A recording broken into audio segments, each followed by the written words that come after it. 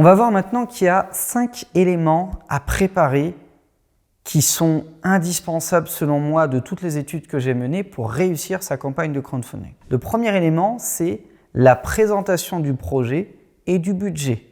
C'est juste incontournable. Si on ne sait pas qui vous êtes, ce que vous faites et combien va coûter le projet que vous avez, comment est-ce qu'on pourrait imaginer ne serait-ce qu'y participer et le financer? Le deuxième élément ensuite, ça va être les contreparties.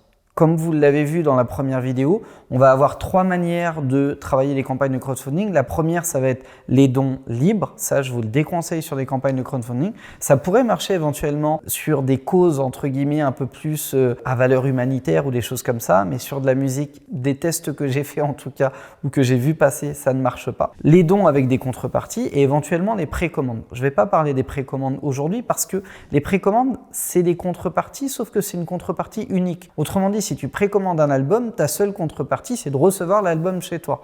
D'accord? Il n'y a pas plus de contreparties que ça. Donc, on va vraiment se focus sur les contreparties.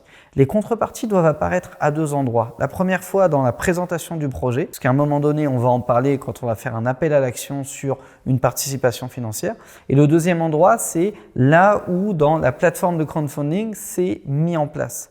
Le tout, c'est de bien les préparer. Et on ne prépare pas les contreparties au hasard comme ça. On va en parler donc dans une future vidéo, mais ça se prépare par rapport au montant sollicité, par rapport au budget qu'on a fait en amont et par rapport à la capacité que le public qu'on vise a d'investir. Il est évident que si j'ai 50 potes footballeurs multimillionnaires, je ne vais pas mettre des contreparties à 5 balles. Je peux me permettre de mettre des contreparties à 1000, 1500 euros parce que je sais que mon audience, mon public, entre guillemets, mon réseau faible, a la capacité de le mettre. Et dans la même réflexion, si je sais que toutes les personnes autour de moi que je vais solliciter sont fauchées, je ne vais pas mettre des contreparties à 3000 balles. Ce serait contre-productif et complètement inutile. Donc le deuxième élément, ça va être les contreparties. Le troisième élément, qui est souvent oublié, négligé par la plupart des artistes que j'ai pu voir faire des campagnes de crowdfunding, c'est une foire aux questions.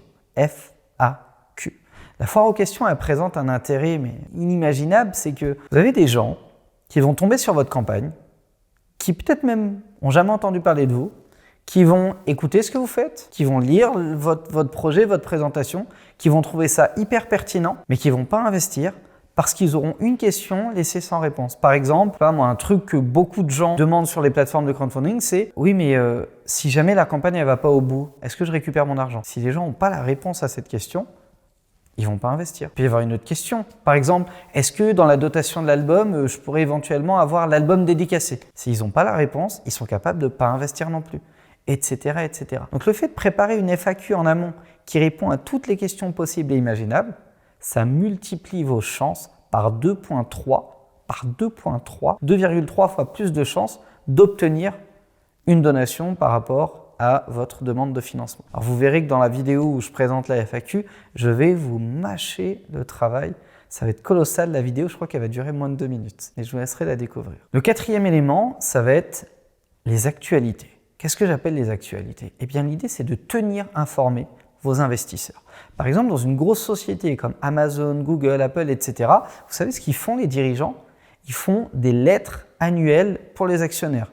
Et puis, ils font des rapports trimestriels pour les actionnaires. En gros, ils les tiennent informés de qu'est-ce qui est fait avec leur argent, de est-ce qu'on a réussi à lever des fonds, de est-ce qu'on a réussi à aboutir sur tel projet ou tel truc. Donc, l'idée de votre campagne de crowdfunding, ça va être en amont d'annoncer des actualités clés, par exemple la première contribution, ou même mieux la date de lancement, la première contribution, le premier sous-palier qu'on s'était fixé comme étant un point stratégique important, si jamais vous avez atteint les 100% et que vous allez au-delà et que vous continuez de faire des appels aux dons, etc., etc. Ça va être la première phase. Et puis la deuxième, c'est l'après. Une fois que la campagne est terminée, on continue d'informer ces investisseurs parce que potentiellement, s'ils se sentent bien traités, bien encadrés, même si votre projet n'aboutit pas comme il devrait, ils seraient susceptibles de continuer d'investir sur vous et sur vos projets par la suite. Et il faut toujours viser long terme. On ne peut pas avoir une vision court terme quand on est artiste parce que le jeu ne se fait pas en 3 mois. Le jeu se fait en 3 ans, 5 ans, 10 ans, 20 ans, 30 ans même pour certains. Donc il faut viser long terme. Et quelqu'un qui a 25 ans ou 30 ans qui investit sur vous aujourd'hui, potentiellement, il pourrait investir 25 fois sur vous en 25 ans. Donc il faut bien traiter ces investisseurs. Et pour ça, le quatrième élément, justement, c'est des actualités. Et puis on va voir un cinquième et dernier élément qui pour moi est extrêmement important, qui permet de créer du capital social, de la preuve sociale, ça va être les commentaires et les feedbacks.